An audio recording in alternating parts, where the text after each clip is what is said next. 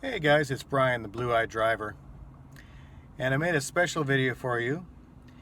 It's called the 6 fastest ways to get your account deactivated with Uber and Lyft. I know, kind of a funny title, right? But there are ways to get deactivated, and you want to avoid these at all costs. So listen up, and hopefully you don't make these mistakes. Okay, first one. If you have a high cancellation rate, meaning you keep canceling rides because you're trying to find the best rides, you're getting selective and picky, and your cancellation rate is past 10%, you'll start to get email notifications. They'll start to ask why, and then they'll cancel you. So try to accept most of your trips. I've canceled on occasion if the trip's too far and I have an appointment. And also keep an eye on your customer's rating. If your customer's rating is, like, say, below a 4.5, you might not want to take the trip. You might want to just let it go. There's probably a reason, and you probably don't want to find out why they have such a low rating.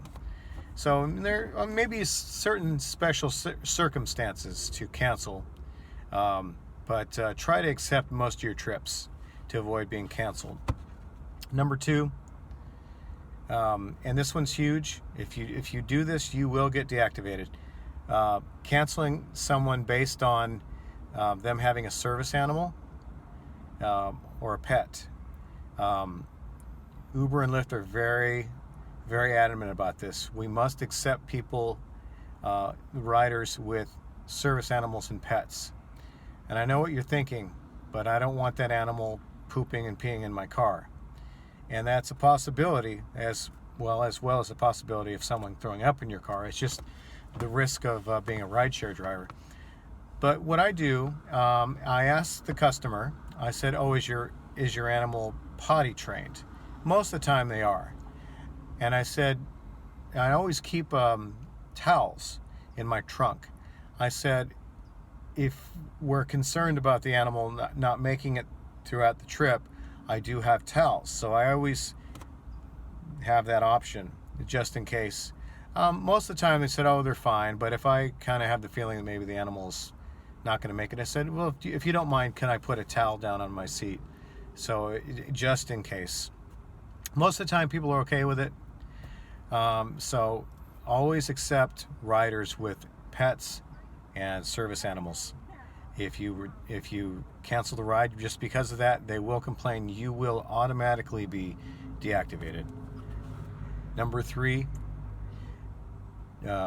accepting or asking for cash instead of going through the app. If someone complains about it, you will get deactivated. And I know it's tempting, because it's not reportable. You don't have to pay taxes on cash. It's not traceable. Don't do it. Somebody could complain and say, oh, your driver, he asked for cash instead of going through your system. They will deactivate you.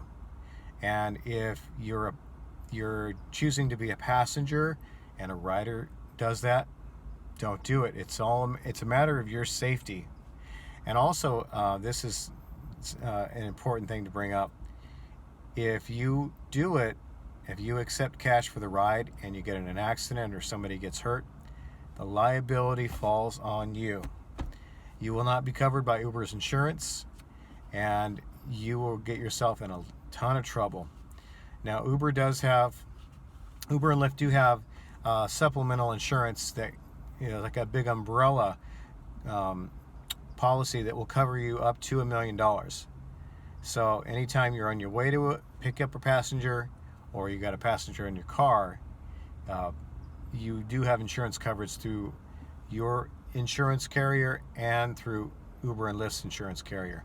Don't put yourself in that kind of liability, and don't get yourself deactivated. Go through the system. Now, if they give you a cash tip, that's great. That's perfectly fine. I'm all for cash, but go through the system so you don't get deactivated. Okay, number 4.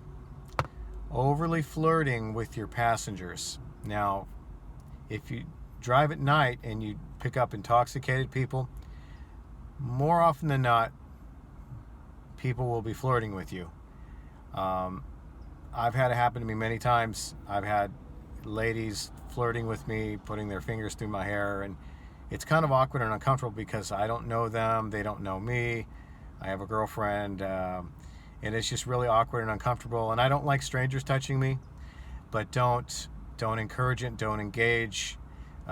Get them as quickly to their destination as possible. If they're intoxicated and flirting with you, don't overly flirt back. Smile, say, oh yeah, haha, yeah, make small talk.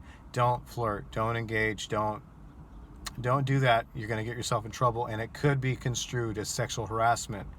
So make sure if your customer is overly flirting and touching you, you document it just in case they try to come back at you.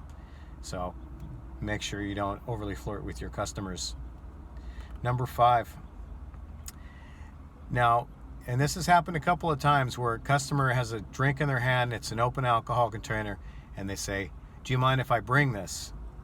And if you have an open alcohol container in your car, you, the owner of the car, are liable. Don't let them in your car. Tell them, I'm sorry, I could get a ticket. I'll wait while you finish your drink. And this, I shouldn't have to even say this, but I'm going to say it. If they offer you a drink, don't partake. If they're smoking pot or doing illegal drugs, don't partake in it. If you do, you could get in trouble and you could get deactivated. So whatever you do on your own time is your business, but while you're driving, don't drive impaired. Don't, if you're taking prescription medication, maybe don't drive. Don't drink. Don't do illegal substances while you're driving. That's one of the quickest ways to get deactivated. And number 6, now, I'm not a smoker and I don't allow smoking in my car, but if you do smoke in your car and someone complains, you won't automatically get deactivated, but if you get enough complaints about your car being in really bad condition and certain smells and odors and just the condition of your car, over time you could get deactivated. So if you do smoke, make sure your car doesn't smell like smoke. I personally don't allow people to smoke in my car or vape or anything like that, just for health reasons, and it's my own personal vehicle, so just out of respect, I don't allow people to do that. So feel free to like and comment below. If there's anything that you have done has gotten you deactivated, let us learn from your mistakes. Let it not be in vain. If you have any other suggestions, feel free to like and comment below. If you are interested in driving for Uber and Lyft, click on the links below. There are certain bonuses depending on what city you're in. Bonuses can range from $100 to $1,500, and so depending on where you live.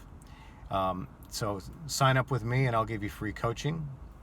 If you want some free rides, click on the links below and stay tuned for more videos that teach you how to make the most money driving for Uber and Lyft. Okay, have a great day. Talk to you later.